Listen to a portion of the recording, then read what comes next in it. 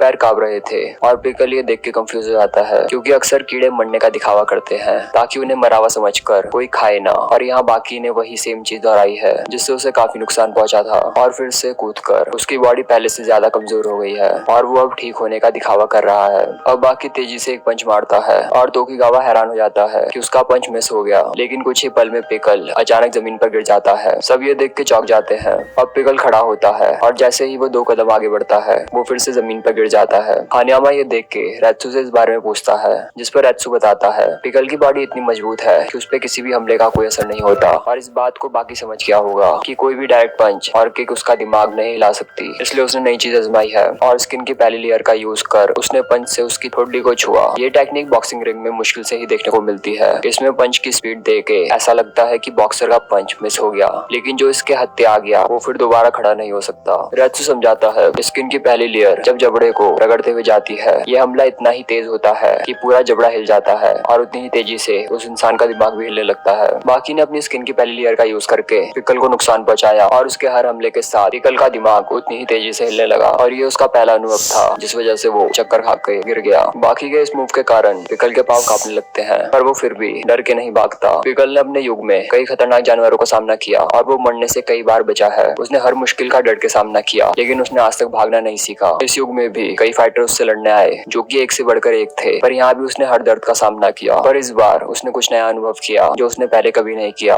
वो 2 बार खड़े खड़े गिर गया। पिकल इस तरह का आज तक कुछ नहीं कर पाया जो बाकी ने कर दिखाया है और ये विशाल जंगली आज कहीं न कहीं इस छोटे से बच्चे के सामने कमजोर पड़ गया। बाकी फैसला करता है अभी वो पिकल पे सीधा हमला नहीं करेगा क्योंकि 2 बार ऊंचाई से गिरने के बाद वो अभी तक पूरी तरह रिकवर नहीं हुआ था। बाकी अपनी बॉडी को पूरी तरह लूज छोड़ उसे लहराने लगता है। रेत्सु समझ जाता है बाकी क्या करने वाला है और वो अफसोस करता है कि ये चीज उसने क्यों नहीं सोची जब वो पिकल से लड़ रहा था। अब वो एक करारा चाटा पिकल की बैक पे मारता है जिससे वो दर्द से कराने लगता है। तोकीगावा हैरान हो जाता है कि उसकी बैक में बाकी के हाथ का निशान छप गया है। रेत्सु समझाता है इस घातक मूव का नाम व्हिप स्ट्राइक है और सामने कोई भी अपोनेंट हो यूजिरो हानमा या फिर कोई भी बच्चा ये उतना ही दर्द देती है। इस मूव को जापानीज नाम के कूडो आर्ट में सिखाया जाता है और कुंग-फू में से कोलंबस एक्ट के नाम से जाना जाता है। इस मूव में अपनी हर मसल्स को रिलैक्स किया जाता है और सारे बॉडी पार्ट्स को ढीला छोड़ा जाता है। बॉडी को पूरी तरह ढीला छोड़ने से हाथ और पैरों का वजन बढ़ जाता है और आखिर में चेहरे से जब सारी टेंशन खत्म हो जाती है तो बॉडी एक चाबुक बन जाती है और फिर अपोनेंट का वीक स्पॉट मायने नहीं रखता क्योंकि हमारा निशाना शरीर का सबसे बड़ा ऑर्गन स्किन होता है जिसे हमारे हाथ जो कि चाबुक बन चुके हैं दर्दनाक दर्द देते हैं। रेत्सु आगे बताता है अगर वो हानियामा को पंच मारे तो उसके मजबूत शरीर को दर्द कम और एक बच्चे के कमजोर शरीर को ज्यादा दर्द होगा, पर अगर वो इसकी जगह थप्पड़ मारे तो दोनों को ये दर्द बराबर महसूस होगा। अब पिकल अपना बचाव करने लगता है और उसी पोज में आ जाता है जिससे उसने रेत्सु को हराया था। बाकी अब कोकीकैन कुंफू स्टाइल का यूज करता है जिसमें टाइगर की ताकत द्वारा लड़ा जाता है। रेत्सु समझ नहीं पाता ऐसे समय पर बाकी कुंफू का यूज क्यों कर रहा है। अब बाकी अलग अलग जानवरों के कुंफू फॉर्म लेता है। रेत्सु ये देख के चौंक जाता है बाकी ने आखिर में ट्राइसेराटॉप्स की फॉर्म ले ली है। पिकल ये देख के असमंजस में पड़ जाता है। बाकी जो कि उससे साइज में आधे से भी ज्यादा छोटा है अचानक उसे देखकर ऐसा लग रहा है जैसे उसका सबसे ताकतवर और खतरनाक दुश्मन उसके सामने खड़ा है। बाकी का छोटा सा शरीर अचानक से बहुत बड़ा और ताकतवर हो गया और ये देख के सब सोच में पड़ गए कि 2 मीटर लंबा आदमी भी ऐसा फॉर्म नहीं ले सकता। बाकी अब उड़ने वाले डायनासोर और फिर टी-रेक्स में अपना फॉर्म बदलता है। ये देख पिकल के पसीने छूटने लगते हैं और उसका मुंह खुला का खुला रह जाता है। उसकी नजरों में बाकी इस धरती का अब तक का सबसे खतरनाक जानवर बन गया था। बाकी अब हमला करने के लिए आगे बढ़ता है और उसका हाथ पकड़ के मोड़ डालता है। पिकल को ऐसा लगता है जैसे ये दर्द उसे टी-रेक्स के हमले से मिल रहा हो। वो सीधा जमीन में जा गिरता है। बाकी अब सामने से हमला करता है। पिकल जमीन से पैरेलल पोज बनाता है जो कि नामुमकिन है और 1 सेकंड से भी कम समय में बाकी पे टूट पड़ता है। रेत्सु 1 सेकंड को एक्सप्लेन करते हुए बताता है पिकल अपने जमाने में इसी तरीके से अपने दुश्मनों का सामना करता था। कई बार वो पेड़ों का सहारा लेता था और कई बार बड़े पत्थरों का।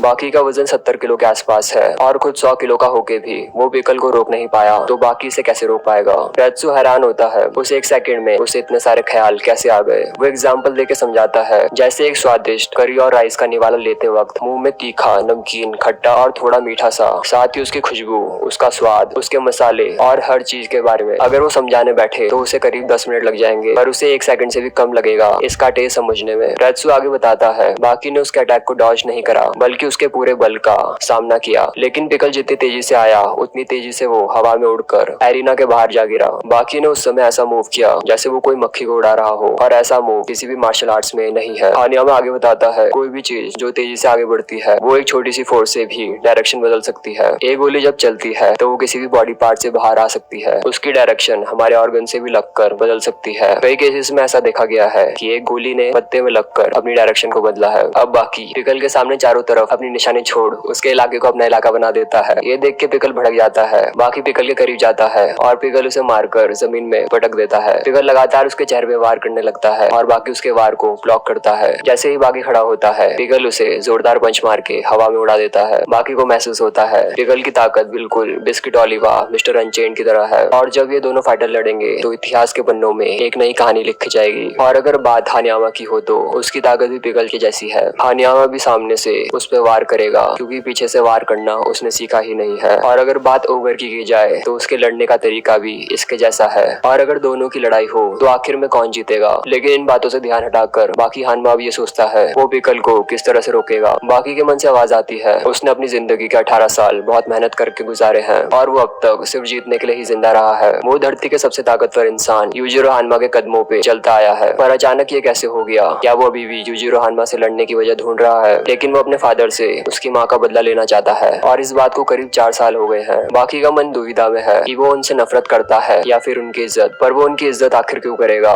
लेकिन एक चीज है जिसे बाकी चाह कर भी नहीं झुकला सकता, वो है यूजिरो हानमा की ताकत। बाकी बताता है कि उसके फादर में एक फाइटर के रूप में किसी भी चीज की कमी नहीं है और उसने अपने फादर से बहुत कुछ सीखा है। इसलिए उसने अपने फादर की बैक कॉपी करने की कोशिश करी है। ये ताकत और तेजी उसे उनकी वजह से ही मिली है और इसी वजह से वो पिकल के हर वार को डॉज कर पा रहा है। पिकल बाकी की तेजी देख हैरान होता है। वो उस पर हमला करने की कोशिश करता है पर वो उसके आर पार चले जाता है। पिकल को याद आता है जब वो एक बार तितली खाने के लिए उसे पकड़ने की कोशिश कर रहा था। तब काफी प्रयत्न करने पर भी वो उसे पकड़ नहीं पाया। तब उसे एहसास हुआ कुछ ऐसी चीजें इस दुनिया में है जो उसके शरीर के अंदर से गुजर सकती है। एक मशहूर कराटे फाइटर ने एक बार ये कहा था कि मैंने कई पंचेस का सामना किया है, कई किक्स का सामना किया है। मुझ पर कोनी, घुटना और सर से वार किया गया है, यहाँ तक कि स्टील के पाइप, पत्थर और चाकू से भी। मैंने आखिरी चंद सेकंड पर हर उस हमले से खुद को बचाया है। लेकिन एक बार प्रैक्टिस के दौरान उन्होंने एक विचित्र चीज महसूस की। वो अपने अपोनेंट के शरीर के बीच से निकल गए और जाहिर सी बात है ऐसा फिजिकली पॉसिबल नहीं है। अपने अपोनेंट के साथ लंबा समय बिताने के बाद उन्होंने पाया कि उनके अपोनेंट के चक्कर लगाने पर उसे डिफेंड करने में काफी समय लगता है और तब उन्हें अपनी इस ताकत का अंदाजा हुआ। बाकी की फाइट को देख रेत्सु खुद से सवाल करता है कि क्या वो ऐसा कर सकता है जो आज बाकी कर रहा है। क्या वो तीनों दिग्गज फाइटर ऐसा कर सकते हैं जो आज बाकी ने किया है। पिकल के लाख पंचेस मारने पर भी बाकी को एक भी पंच नहीं लगता। बाकी अब पूरी जान लगाकर उसके सबसे नाजुक हिस्से में पंच मारता है। पिकल पहले ही अंदाजा लगा लेता है ये दर्द भयानक होने वाला है। जब भी हमारे पैर की छोटी उंगली का कोना लगता है या हमारे सोलर प्लेक्सिस पर कोई किक करता है तो असली दर्द शुरू होने से पहले हमें सोचने का वक्त मिलता है, जिसमें हमारा दिमाग किसी भी हमले से होने वाले दर्द का अंदाजा लगाता है और फिर हमें दर्द उतना ही होता है जितना हमारे दिमाग ने अंदाजा लगाया है। यानी असल दर्द का एहसास हमें हमारा दिमाग ही कराता है। और इस मूव को पिकल पिछले 2 बैटल में झेल चुका है और ये दर्द दुनिया का सबसे खौफनाक दर्द है क्योंकि उसका दिमाग इसे पहले भी महसूस कर चुका है। और असल में ऐसा ही होता है। पिकल दर्द से कराने लगता है और जमीन में गोल गोल घूम तड़पने लगता है। पिकल अब अपनी फाइनल फॉर्म में आता है। बाकी की नजर उसके जख्मों पे जाती है जो कि काफी बड़े और तिरछाकार के थे। सब इस नतीजे पे पहुंचते हैं ये टी-रेक्स के जबड़ों के निशान है और वही इकलौता ऐसा बंदा है जो टी-रेक्स के जबड़े से बचकर निकला है। तीनों की आंखों में उसके लिए इज्जत और बढ़ जाती है और वो तालियां बजाने लगते हैं। अब पिकल अपने जॉइंट्स की पोजीशन बदलकर अपने साइज को और बड़ा बना लेता है जो कि उसकी फाइनल फॉर्म है। दोनों के बीच भीषण लड़ाई होती है। पिकल एक जोरदार पंच मारता है पर बाकी अपनी जगह से नहीं हिलता। बाकी कहता है ये हमारी टेक्निक्स है जो इवोल्यूशन के साथ हम इंसानों ने सीखी है और मार्शल आर्ट्स की खोज हमारे युग ने की है। पिकल के पास मजबूत हड्डियां, ताकतवर मसल्स और भारी वजन होने के बाद भी बाकी उसके हर मूव को डिफेंड कर सकता है क्योंकि उसके पास टेक्निक्स और स्किल्स हैं और इन्हें वो बचपन से सीखता आ रहा है और इसे उसने अपनी रग रग में बसा लिया है। बाकी को पिकल के पंजों के साथ रेत्सु, उसके नुकीले दांतों के साथ कात्सुमी और उसके सींग के पास जैक दिखाई देता है, जैसे तीनों उस पिकल की मदद कर रहे हो। अब लड़ाई का अंत करीब आता है और पिकल उस पे पूरी ताकत से वार करने के लिए बढ़ता है। बाकी को अब जल्दी ये फैसला करना है कि वो पहले उस पे हमला करे या फिर बचने की कोशिश करे। बाकी अपने अपोनेंट की चाल को देख उस पर काउंटर अटैक करता है। रेत्सु बताता है असली काउंटर अटैक वो होता है जिसका असर दिल पे होता है। जब हमारी बॉडी अटैक पे फोकस करती है तो हमारा जबड़ा पूरी तरह खुल जाता है और गर्दन की मसल ढीली हो जाती है और उस वक्त कोई जबड़े पे हमला करे तो एक झटका लगता है और 10 सेकंड से पहले खुद को होश में ला पाना मुश्किल है। पिकल जैसा मोटी गर्दन वाला इंसान भी जब अटैक करने की कोशिश करता है तो उसकी गर्दन एक बच्चे की गर्दन जितनी नाजुक होती है। जब कोई अटैक करने आए और उसको पंच मारा जाए तो उसकी दिल की धड़कन कुछ सेकंड के लिए रुक जाती है। बाकी इसी मौके का फायदा उठाकर लगातार उसे तेजी से पंच मार पा रहा था। पिकल का शरीर और उसकी ताकत उसके किसी काम नहीं आती और वो घबरा के बस अपने आप को डिफेंड करने लगता है। बाकी की लाइटनिंग स्पीड पंचेस को पिकल झेल नहीं पाता